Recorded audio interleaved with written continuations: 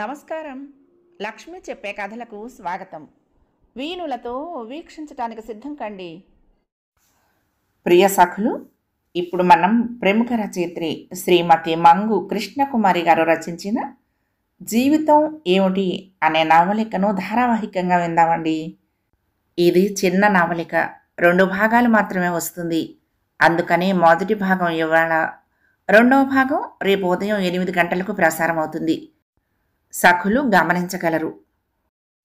ఇప్పుడు మొదటి భాగం మొదలు పెట్టేస్తున్నానండి. లక్ష్మీకాంతమ్మ భర్త కోసం ఆతృతగా ఎదురు చూస్తున్నది. రంగనాథం అడుగులో అడుగు వేసుకుంటూ ఇంట్లోకి వచ్చాడు. కాసిని మంచినీళ్ళు లక్ష్మి అన్నాడు. నిశ్శబ్దంగా ఆమె మంచినీళ్ళు తెచ్చిచ్చింది. అతను నీళ్లు తాగిందాకా ఓపిక పట్టి వెంటనే అడిగింది, ఏమైందండి, కాయా పండా? ఒప్పుకున్నట్లే లక్ష్మి, మిగతావన్నీ ఆలోచించాలి అన్నాడు రంగనాథం. హమ్మయ్యా అంది గట్టిగా లక్ష్మీకాంతమ్మ.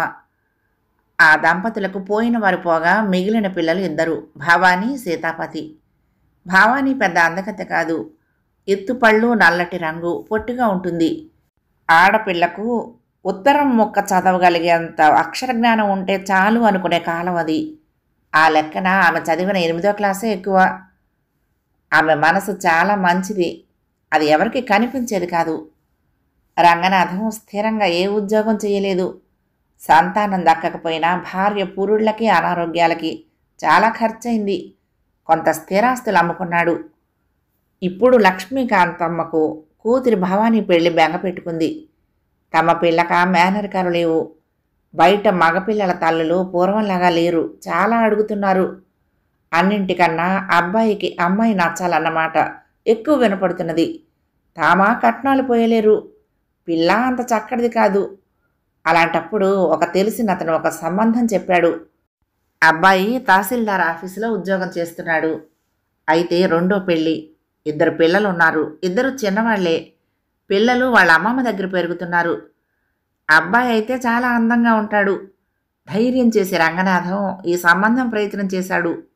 పెళ్లి చూపులయ్యాయి. వరుడు కృష్ణస్వామి 1-2 ప్రశ్నలు వేసి భవానీ మంచితనం పోల్చుకున్నాడు. అతని తరపున వచ్చిన అతని పినతల్లి, 2 రోజుల తర్వాత ఏ విషయమో చెప్తాము, అప్పుడు రమ్మని రంగనాథం గారికి చెప్పింది.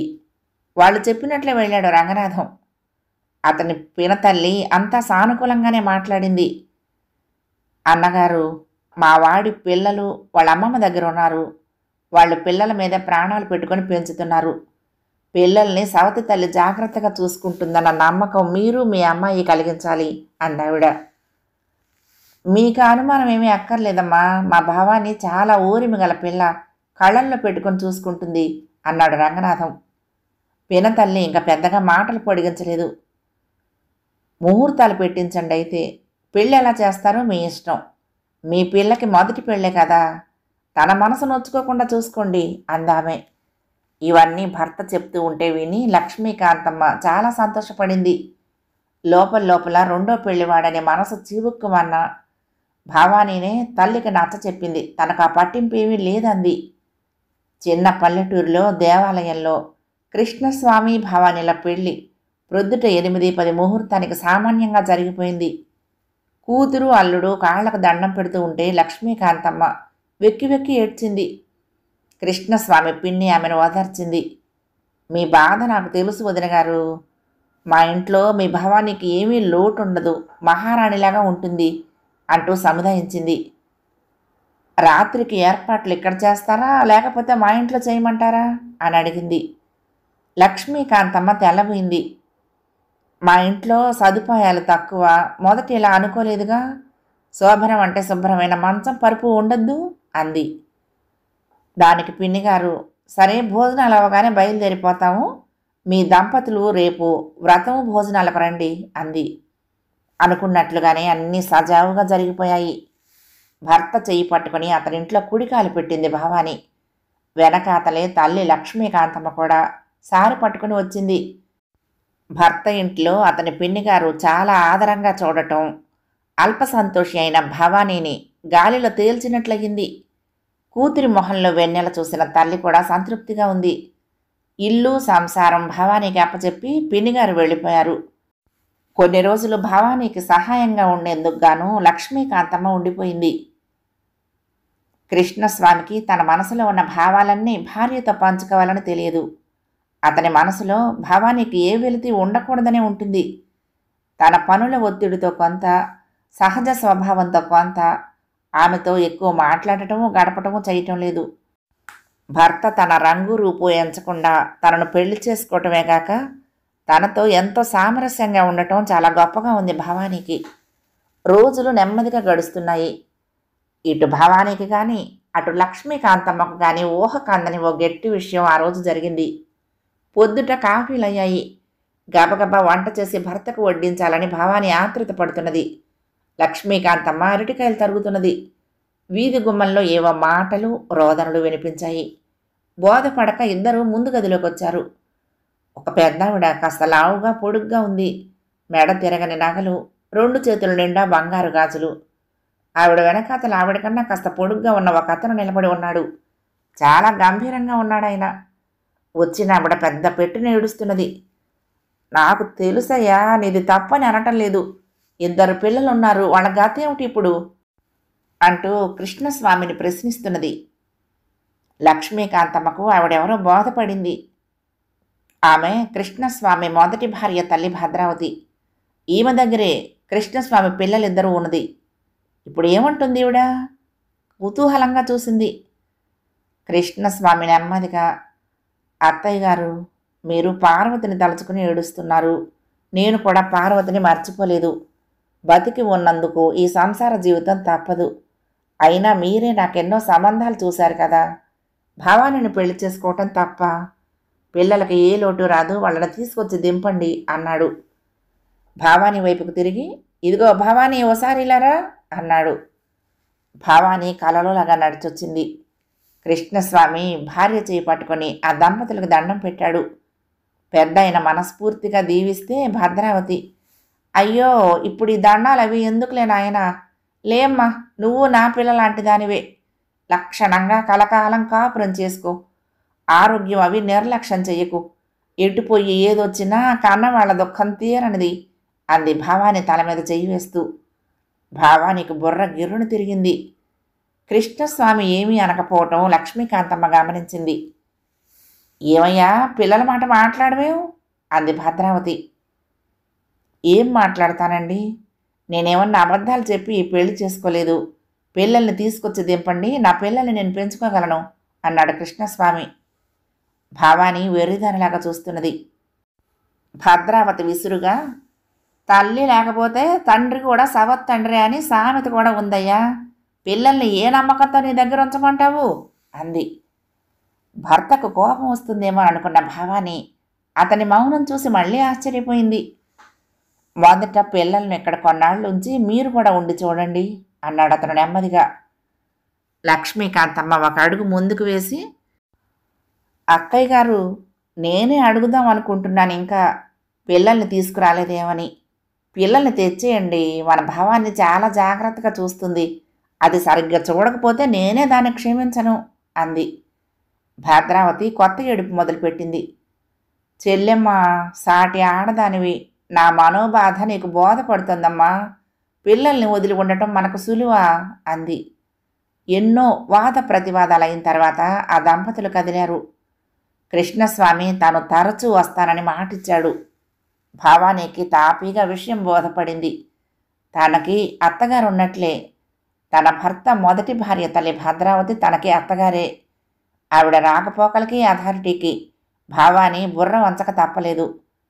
భద్రావతి ఒక్కపూటే ఉంటుంది, పిల్లల్ని తనతో తీసుకురాదు. అయినా భావాని మీద చేసే పెత్తనం చాలా ఎక్కువ. చీర ఎంత పెట్టుకొన్నావు? అబ్బో, మా అల్లుడే కొన్నాడు. ఇంత మంచి చీర మా పార్వతికి ఒక్కసారి కొనలేదే. వంకాయ కూర చేయటం ఇలా కాదు, మా పార్వతి చేసిందంటే వీసెడు కాయలు ఊదేసేవారు అందరూ. ఇంత పెద్దదానివి, నీకు మీ అమ్మ ఏ పని చెప్పలేదేమిటి? పాలకి నీలాగైనా తోమటం. భావాని ఆవిడ వచ్చిందంటే హడలిపోయేది. భద్రావతి ఏమన్నా కృష్ణస్వామి ఎప్పుడూ జవాబివ్వడు. తన మొదటి అత్తగారితో భావాని పడుతున్న మాటలు అతని చెవిలో పడలేదు. భవానీ కూడా చెప్పదు. భద్రావతికున్న సిరి సంపదలు, పిల్లలు ఆవిడ దగ్గరే ఉండటం, ఆవిడ పట్టు ఈ ఇంటి మీద ఎక్కువే అని భవానీ సులువుగానే పోల్చుకుంది. మొదటే భవానీకి స్నేహితులు తక్కువ. ఇరుగు పొరుగు ఆ పాటి పరిచయం ఉన్న వాళ్ళందరూ అన్ని విషయాలు ఒకళ్ళతో మరొకళ్ళు చెప్పుకుంటారని తెలిసినా తనకెదురవుతున్న ఈ కష్టం ఎలా చెప్పాలో భవానీకి తెలియలేదు. అత్తగారితో ఇబ్బందో, ఆడపడుచులతో పడ్డ కష్టాల మాటలు అయితే చెప్పుకుంటే ఎవరన్నా వింటారు, నమ్ముతారు. ఇప్పటిదాకా ఇలా సవతి తాలూకు తల్లి అత్తగారిలా ఇంట్లో పెత్తనం చేస్తుందని చెప్పుకోవటం ఏనాడు తెలీదు, వినలేదు. అన్నిటికన్నా ముందు భవానీ బేల, జానతనం ఉన్న స్త్రీ కాదు. అందుకే తాను పడ్డ మాటలు తల్లికి కూడా చెప్పకుండా కడుపులో దాచుకుంది. జీవితం ఎంత పెద్దదో అంత చిన్నది, ఎంత చిన్నదో అంత పెద్దది అని భవానీకి అనుభవం మీద బోధపడుతున్నది. భవానీకి నెల తప్పటం ఆమె జీవితంలో పెద్ద సంచలనం. అంతవరకు ఒక తరహా బెంగలతో ఆమె జీవితం గడిచింది.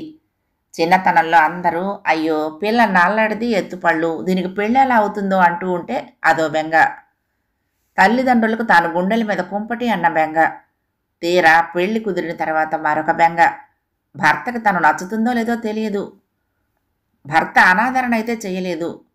అతని దగ్గర ఎక్కువ చనువు తీసుకున్న ధైర్యం ఆమెకి ఇంకా రాలేదు.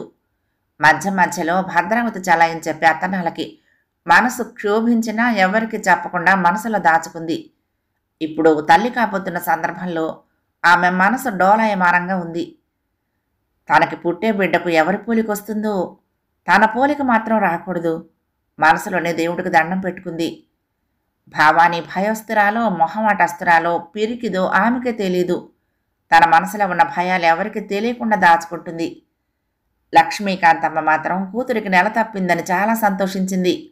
భవానీతో ఏమీ అనకపోయినా ఆమెకు మనసు లోపల లోపల కూతురి కాపురం గురించి భయం ఉంది. ఇప్పుడు కూతురికి నెల తప్పేసరికి ఒక రకమైన నిశ్చింత వచ్చింది ఆమెకు. లక్ష్మీకాంతమ్మ అట్టహాసంగా సారి తయారు చేయించి కూతురింటికి బయలుదేరింది. భవానీని చాలా గారం చేసింది. కృష్ణస్వామిని ఎంతో ఆప్యాయంగా చూసింది. కూతుర్ని తనతో తీసుకువెళ్లాలని ఉందన్న కోరిక బయటపెట్టింది. కృష్ణస్వామికి భవానీ అప్పుడు పుట్టింటికి వెళ్ళటం అంత ఇష్టం లేదు. ఒకటి అది కుగ్రామం. భవానీ ఆరోగ్యం ఎలా ఉంటుందో తెలీదు. అసలు అతనికి భవానీని వదిలి ఉండాలని లేదు. ఆ మాట పైకి ప్రకటించడం చేత కాదు. అయినా భవానీతో అన్నాడు, ఇప్పుడు ఖచ్చితంగా వెళ్ళి తీరాలా భవానీ? నువ్వు తిరిగి వచ్చేదాకా నాకు బెంగగా ఉంటుంది సుమి అని. భవానీ ఆ మాటలకే పొంగిపోయింది. తల్లితో తానిప్పుడు రానని చెప్పేసింది. చేసేది లేక లక్ష్మీకాంతమ్మ మళ్ళా వస్తానని తిరిగి వెళ్ళిపోయింది. కృష్ణస్వామి సీమంతం కూడా తమ ఇంట్లోనే చేయాలని అన్నాడు. 7వ నెలలో సీమంతం ఉన్నంతలో బాగానే చేశారు. లక్ష్మీకాంతమ్మ కూతురికి పట్టుచీర కొన్నది. 5 రకాల స్వీట్స్ చేసి తెచ్చింది. పిన్నిగారు వచ్చారు. వదినగారు, మా ఇంట్లో ఈ సీమంతాన్ని పువ్వుల ముడుపు అంటాము, పేరంటాళ్లకు అలాగే చెప్పి పిలవండి అంది. భవానీ గుండె దడదడలాడుతోంది. భద్రావతి వచ్చి ఏం గొడవ పెడుతుందో అని. భద్రావతి రానే వచ్చింది. వస్తూ లడ్డూలు, కొత్త చీర పట్టుకుని వచ్చింది. ఆమె మొదటి పువ్వు తీసుకుపోతే లక్ష్మీకాంతమ్మ వెంటనే ఆమెను ఆపింది. ఈ పువ్వుల ముడుపుకి మొదటి పువ్వు తల్లే ముడవాలండి, మీరు కొంచెం ఆగండి అంది. పిన్నిగారితో సహా అందరూ ఆశ్చర్యపోయారు. భద్రావతికి అలా జవాబు చెప్పిన వాళ్ళు ఇంతవరకు ఎవరూ లేరు. ఏ కళ్ళనుందో భద్రావతి ఊరుకుంది. లక్ష్మీకాంతమ్మ చేతి మీదే అన్ని వేడుకలు జరిగాయి. సాయంత్రం వచ్చిన పేరంటాళ్లకు కూడా అన్ని మర్యాదలు లక్ష్మీకాంతమ్మే చేసింది.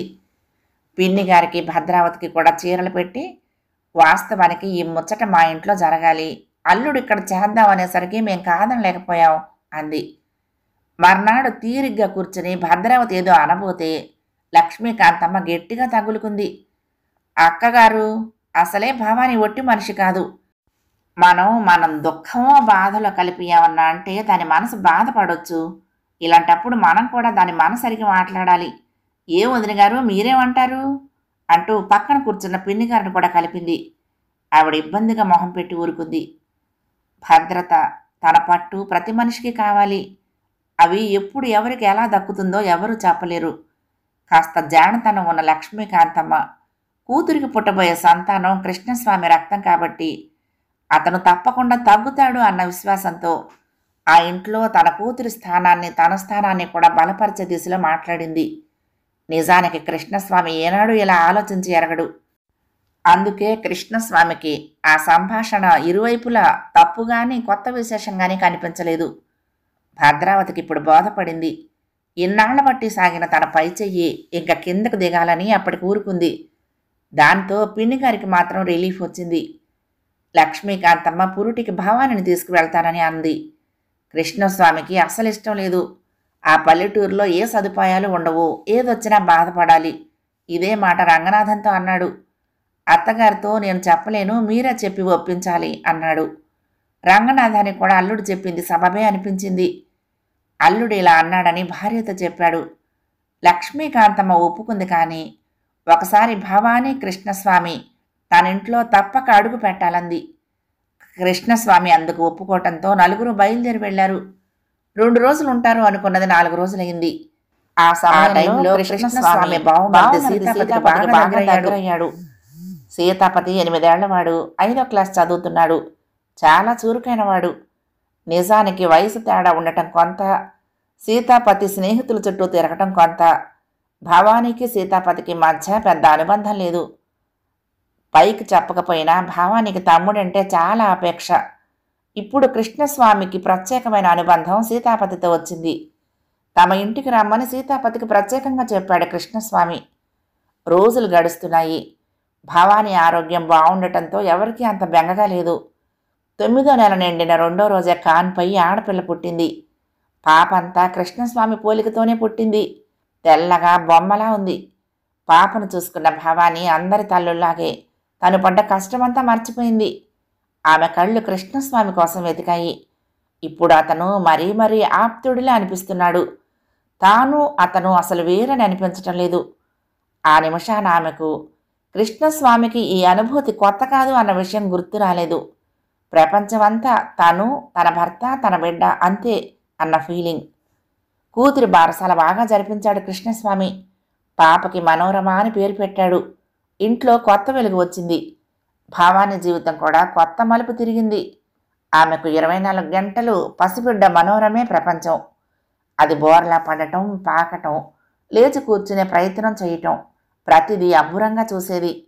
ప్రతి చిన్న ఆనందం భర్తకు చెప్పేదాకా ఆమెకు తోచేది కాదు. ఈ ఒరవడిలో ఎప్పుడో ఆమెకు కృష్ణస్వామికి మధ్య ఉన్న తెర దానంతట అదే జారిపోయింది. ఒక్కోసారి అంతే. ఏళ్ల తరబడి ప్రయత్నం చేసిన దక్కనిది. ఏదో చిన్న విషయంతో మార్పు దానంతట అదే వచ్చేస్తుంది. వెనక్కు తిరిగి చూసుకుంటే అరే ఇలా ఎప్పుడు మారాను అని ఎవరికి వారే ఆశ్చర్యపోయేలా ఉంటుంది. భవానీకి 2 సార్లు గర్భస్రావం జరిగింది. ఆమె చాలా కుమిలిపోయింది. మీకు మంచి సంతానాన్ని ఇవ్వలేకపోతున్నాను, నా మీదైనా జాలి దేనికి, వెక్కి వెక్కి ఏడుస్తూ అంది కృష్ణస్వామితో.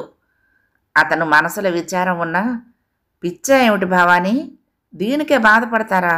మనోరమ లేదు మనకు, అంత బంగారు తల్లినిచ్చావు చాలదు, నీకే ఇంకా కావాలనుందేమో అన్నాడు. చూడటానికి వచ్చిన పెన్నిగారు కూడా, ఇంకా చిన్నతనమేనా భవానీ, ఆడవాళ్ళకి ఇవన్నీ సహజమే, ఎవరో ఎందుకు, మీ అమ్మనే చూడు, ఎన్ని శిశు నష్టాలున్నాయి, అయినా మీ ఇద్దరిని చూసుకుని తృప్తిగా బతకటం లేదా అంది.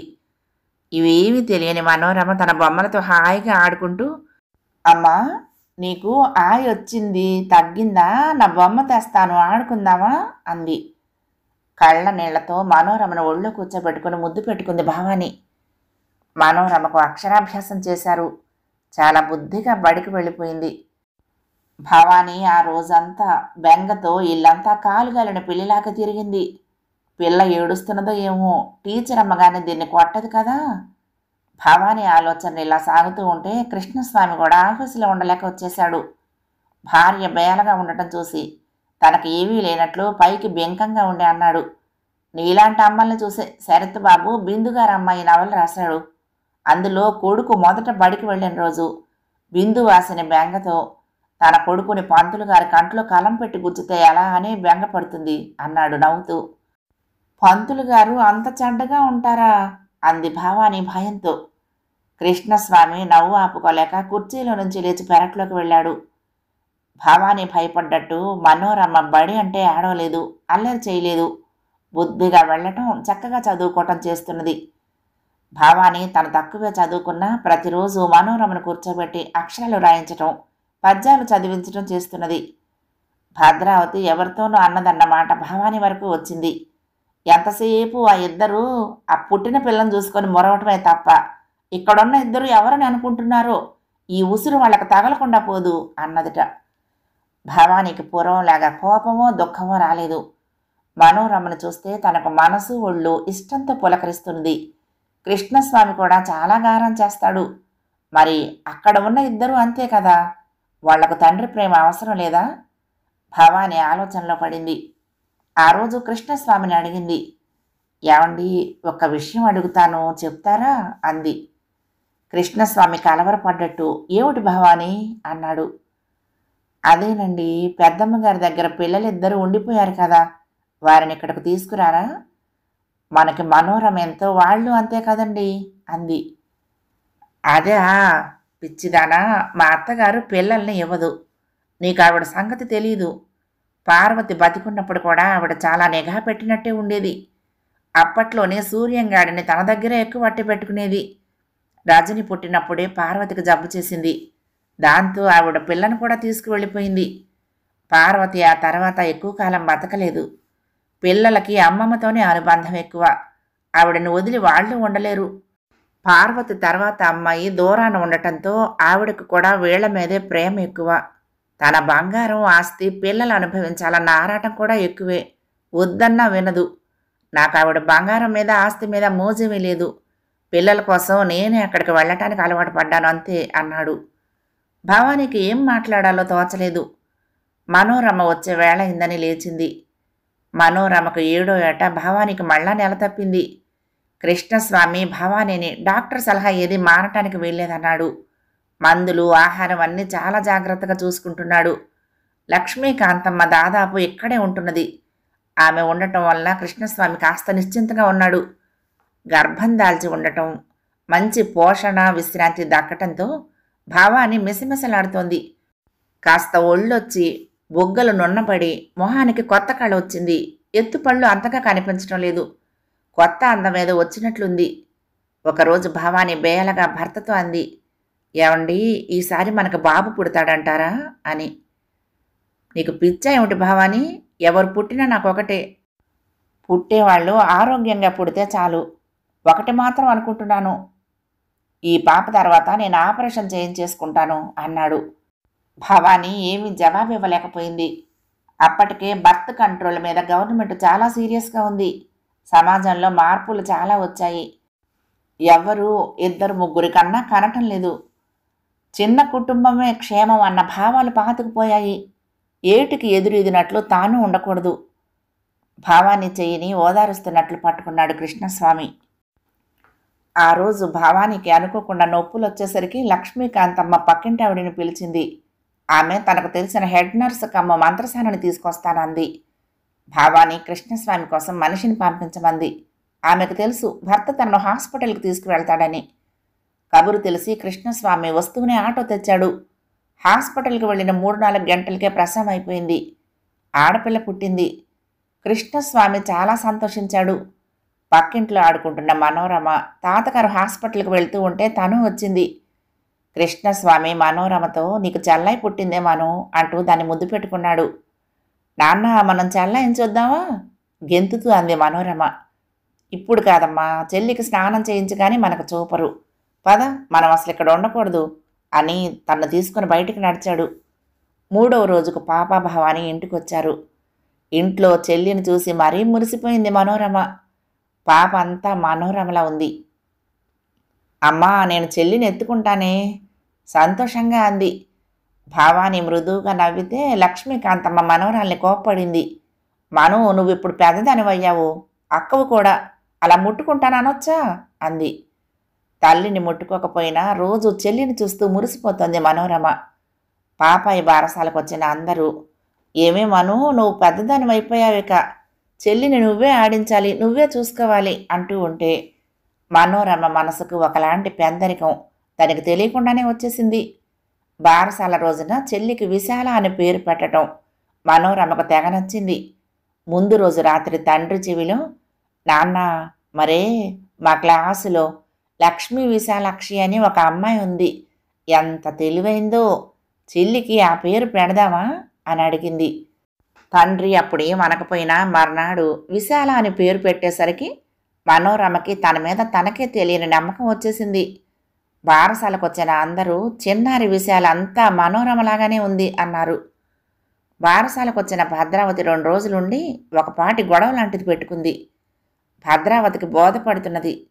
భవానీ మెతక పెళ్ళి అయినా లక్ష్మీకాంతమ్మ గడసరిది. ఆమె స్థానం ఈ ఇంట్లో బలపడుతున్నది. మొదట తనను చూసినప్పుడు ఉన్న అణుకువ వినయం ఇప్పుడు లక్ష్మీకాంతమ్మలో లేవు. అసలు తను ఈ ఇంటికి ఎవరు అన్నట్లే ఉంటున్నది. అది భరించలేని భద్రావతి తన దగ్గర ఉన్న కృష్ణస్వామి పిల్లలని ఆయుధంలా మార్చి ప్రయోగిద్దామనుకుంది. ఆమె పెట్టిన గొడవలో మొదటి ఆరోపణ కృష్ణస్వామికే తన పిల్లల మీద లేకపోతే పారాయిదైన భావానికి ఎక్కడి నుంచి వస్తుంది అని. అక్కడ పిల్లలు పితృప్రేమ లేక విలపిస్తున్నారని. ఈసారి మాత్రం కృష్ణస్వామి గట్టిగానే జవాబు చెప్పాడు. అత్తయ్య గారు, మీరు మాటి మాటికి ఇలా అనటం బాగాలేదు. నేనెప్పుడూ వాళ్ళని వదులుకోవాలని అనుకోలేదు. మీరు పట్టుబట్టి పిల్లల్ని నాకు ఇవ్వక నా పిల్లల్ని నాకు దూరం చేశారు. మీ మనసులో నేనేం చేయాలని ఉందో స్పష్టంగా చెప్పండి అన్నాడు. ఈ జవాబుకి భద్రావతి ఉలిక్కి పడితే ఆమె భర్త విరూపాక్షరావు ఆలోచనలో పడ్డాడు. చటుక్కున అతనే అన్నాడు, భద్రం, కృష్ణయ్య అన్న మాట కూడా నిజమే. నువ్వు ఆ పిల్లల్ని వదిలి ఉండవు. అతను చాలా మంచివాడు కాబట్టి సరిపోయింది. తన పిల్లల్ని నీకోసం త్యాగం చేశాడు. ఉద్యోగం సంసారం పెట్టుకుని ఇంతకన్నా ఎక్కువ ఏం రాగలడు? పిల్లలకి సకలం నువ్వు చేస్తున్నావు. ఇక అతను చేయాల్సిందేమీ లేదు అని. ఆ మాటకి భద్రావతి అప్పటికి నోరు మూసింది. తర్వాత తన భర్తకు గట్టి వార్నింగ్ ఇవ్వాలని మనసులో నిశ్చయించుకుంది. మనోరమది లేత వయసు అయినా కొన్ని విషయాలు బోధపడుతున్నాయి. తనకి ఒక అన్న ఒక అక్క ఉన్నారని తెలుసు. వాళ్ళిద్దరూ వాళ్ళ తాతగారు అమ్మమ్మల దగ్గర ఉన్నారని తెలుసు. ఎందుకు అన్నది దానికి తెలియదు. హఠాత్తుగా భవానీ అక్కడికొచ్చింది. నడుం కట్టు, చెవుల చుట్టూ టవలు, తాంబూలంతో పండిన పెదవులు. బాలెంత అందం కనిపిస్తోంది ఆమెలో. పెద్దమ్మగారు, మీ బాధ నాకు బోధపడుతోంది. మీకు పిల్లలు మీ దగ్గర ఉండాలని ఉందంటే మీ ఇష్టం. మేమేం చేయాలో చెప్పండి అంది. భద్రావతి జవాబు చెప్పలేక ఊరుకుంది. అయినా మీరు పిల్లల్ని అప్పుడప్పుడు ఇక్కడికి తీసుకురావచ్చు కదండి. నేను ఎన్నోసార్లు అడుగుదాం అనుకున్నాను. మీరు కూడా వాళ్ళు ఉన్నన్నాళ్ళు ఇక్కడే ఉండొచ్చు కదా. పిల్లలు మనం పాపతో చంటిదానితో గడిపినట్లుంటుంది అంది. భద్రావతి ఈ ప్రపోజల్కు నివ్వెరపోతే జవాబు విరూపాక్షరావు దగ్గర నుండి వచ్చింది. తప్పకుండా తీసుకొస్తావమ్మాయి. విశాల కాస్త పెద్దదవని నువ్వు అందరికీ చెయ్యాలి కదా అన్నాడు. చెయ్యటానికి నాకేమీ ఇబ్బంది లేదు పెద్దనాన్నగారు. మీరు తప్పకుండా పిల్లలిద్దరిని తీసుకురండి అంది. వాళ్ళు వెళ్ళగానే లక్ష్మీకాంతమ్మ కోపంగా, ఏమిటే భవానీ, ఆవిడని నన్ని మాటలు అంటూ ఉంటే నువ్వేమో సహనంగా ఆవిడని బలపరిచేలా మాట్లాడతావేంటి అంది. భవానీ తల్లిని ఓదార్చింది. అమ్మా, నువ్వు పరిస్థితులకు ఎదురాడి ధైర్యంగా ఉండాలని బోధించేదానివి కదా. ఆ మొండితనం నా ఒళ్ళంతా అలుముకుంది. బెంగ పెట్టుకోకు. ఆవిడకి పిల్లలంటే ఉన్న మక్కువకి ముద్దుకి పిల్లల్ని వదలలేదు అంది. నీకేం తెలుసే భవానీ, ఆవిడ చుట్టుపక్కల అందరిళ్ళకి వెళ్ళి మా అల్లుడికి అతని పెళ్ళానికి మా మనవలంటే ఇష్టం లేదు. ఆవిడ అచ్చం సబత్తల్లే. ఇతనికి ఈ రెండో పెళ్ళం మాటే వేదం అంటూ టముకు వేసొచ్చింది అంది లక్ష్మీకాంతమ్మ దిగులుగా. మరేం పర్వాలేదులేమ్మా. మనం అందరితో మంచిగా ఉంటే వాళ్లే మన మీద అభిప్రాయం మార్చుకుంటారు. నిబ్బరం తెచ్చుకో అంది భవానీ తను ఎనలేని ఆత్మవిశ్వాసంతో. సరేలే, పిల్లల్ని తీసుకొస్తామన్నారు కదా, వాళ్లైనా నీ మంచితనం అర్థం చేసుకుంటారేమోలే అంది లక్ష్మీకాంతమ్మ. ఆ మాటలన్నీ నోరు తెరుచుకుని వింటోంది మనోరమ. దాని చిన్నారి మనసులో ఇవన్నీ నాటుకుపోయాయి. ఇంట్లో తల్లి ధైర్యం, ముందు చూపు, పరిస్థితులకు తగ్గ విచక్షణ చూపటం మనోరమ మనసులో చెరగని ముద్ర వేసింది. నిజానికి భవానీ చెప్పుకోదగ్గంత ధైర్యవంతురాలు కాదు. పరిస్థితులు, భర్త సహకారం ఆమెకు ఆ నిలకడనిచ్చాయి. ఏ కాలమైనా పిల్లలకి ఒక వయసులో తల్లిదండ్రులే పెద్ద హీరోలు, హీరోయిన్లు, తెలియని రోల్ మోడల్స్ కూడా. అందున ఆ తల్లిదండ్రులు తగవులు పడకుండా ఒకళ్ళతో మరొకళ్ళు సఖ్యంగా గడిపితే ఆ పిల్లలకొచ్చే నిబ్బరం, తల్లిదండ్రుల మీద ఉండే ఆరాధనాభావం ఒక్క మాటలో చెప్పలేనిది. మనోరమ ప్రస్తుతం అదే పరిస్థితిలో ఉంది. విరూపాక్షరావు మాట నిలబెట్టుకున్నాడు. అతను, భద్రావతి పిల్లలకు సెలవులు ఇచ్చినప్పుడు వాళ్ళని తీసుకుని వచ్చారు. పిల్లలున్న 10 రోజులు భవాని చాలా జాగ్రత్తగా నడుచుకుంది. కృష్ణస్వామిని కూడా సెలవు పెట్టమంది. పిల్లలకు ఇష్టమైనవి అడిగి అడిగి చేసి పెట్టింది. అన్నింటికన్నా ముఖ్యం, మనోరమకి వాళ్ళకి మధ్య బంధం ఏర్పడాలని చాలా ప్రయత్నం చేసింది. వీటన్నిటినీ చూసి విరూపాక్షరావు సంతోషిస్తే, భద్రావతి తనకే తెలియని అసంతృప్తి, అభద్రతతో బాధపడింది. పిల్లలలో రజనికి మనోరమ బాగా నచ్చింది. అది పిన్నితో, మనోరమతో చాలా ఇష్టంగా తిరిగింది. విశాలను తెగముద్దు చేసింది. సూర్యం మాత్రం అలా అలా గడిపాడు. భావాని ప్రేమని, మనోరమ లేత మనసు చూపే ఆత్మీయతను, విశాల బోసి నవ్వులని రజనీలాగా ఆస్వాదించలేకపోయాడు సూర్యం. ఒకే సంఘటన, ఒకే పరిస్థితి ఎదుర్కొంటున్న అందరూ ఎప్పుడూ ఒకేలా స్పందించరు. ఈ సూత్రం అమ్మ వండే వంకాయ కూర నచ్చుకోవటం దగ్గర నుండి దేశం బానిసత్వంలో ఉన్నప్పుడు వీరులు చేసే త్యాగాల దాకా అన్నింటికీ ఒక్కలాగే వర్తిస్తుంది.